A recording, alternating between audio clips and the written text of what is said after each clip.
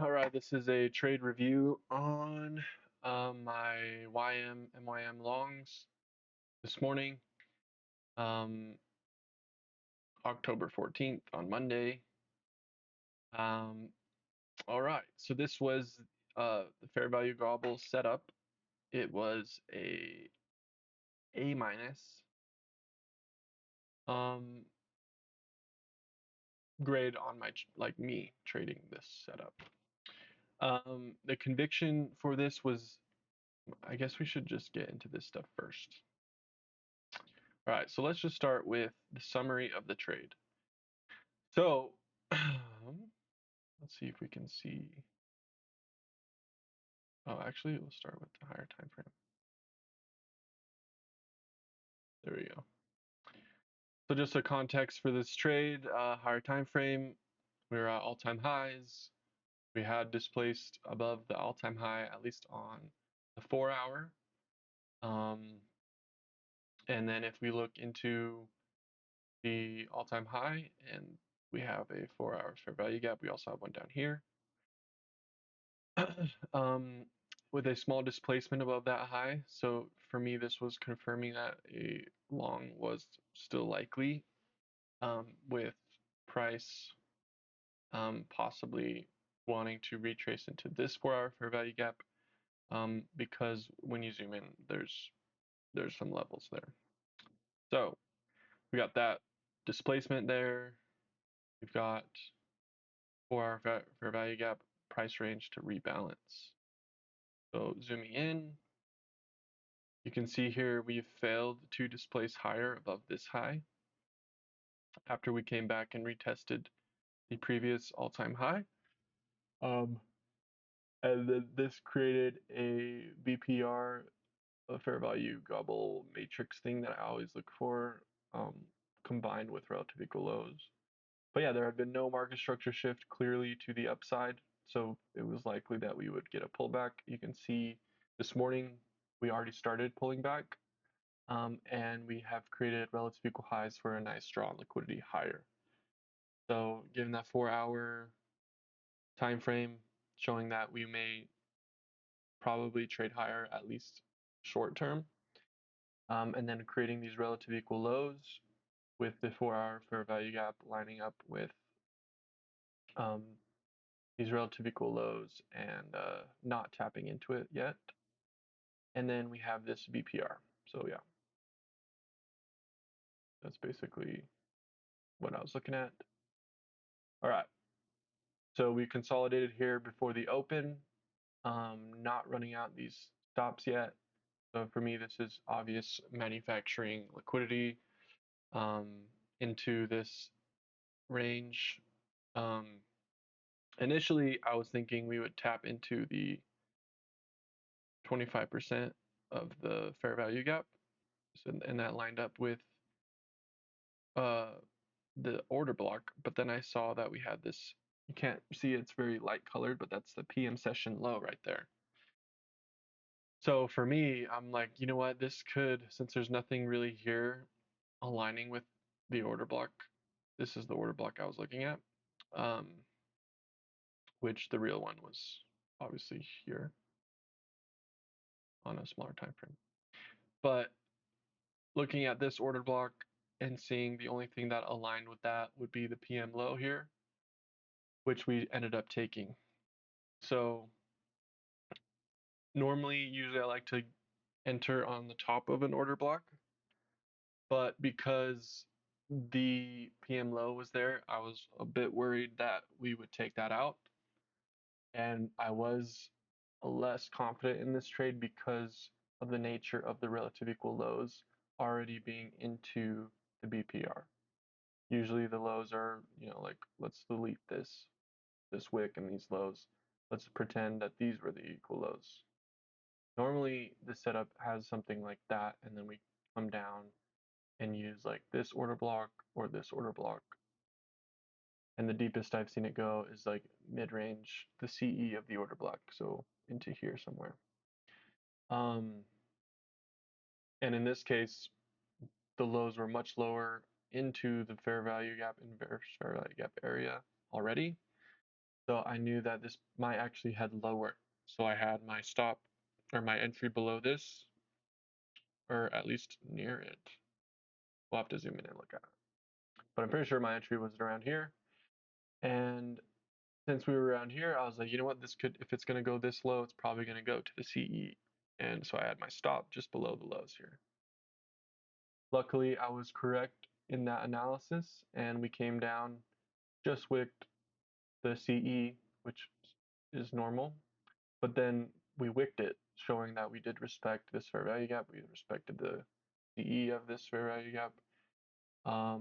And if we zoom on in, we can get some more details on that. So zooming in, here's the entries on the 1 minute. You can see that that's the wick tapping the CE. 1 minute though, the candle bodies were respecting that area of interest. So here you go. Here's the previous all-time high. Here's the CE, and we got that wick down. I had an order obviously already pending here, and got filled with smaller size due to the nature of the setup. And because we respected the CE further after we respected this, we came down and respected, you can see it right there, the CE of this wick, and then got another entry into here as we respected the CE of this wick because we had no market structure shift yet.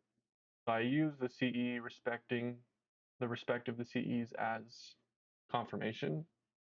This is a new method I've never used before, but I know I've seen it before. Yeah, I already know. I've known about it. And the way that price was reacting to this, it made a lot of sense to me to actually put this into practice and move my stop loss to this low, since I knew that we probably wouldn't trade back into or below that wick since we had already come below the CE. At the same time, we had created new relative equal lows with that. So I said, okay, well, since we've respected these areas, if it is respecting these areas and we've created relative equal lows, I'm going to put my stop loss here, because if it's going to come and take this out, it's probably just going to sweep these relative equal lows altogether. And I'm just wrong about my setup. And maybe it would be along in here or something. Who knows? But it would have changed the whole setup. So that's what gave me confidence to do that. As you can see, it worked out.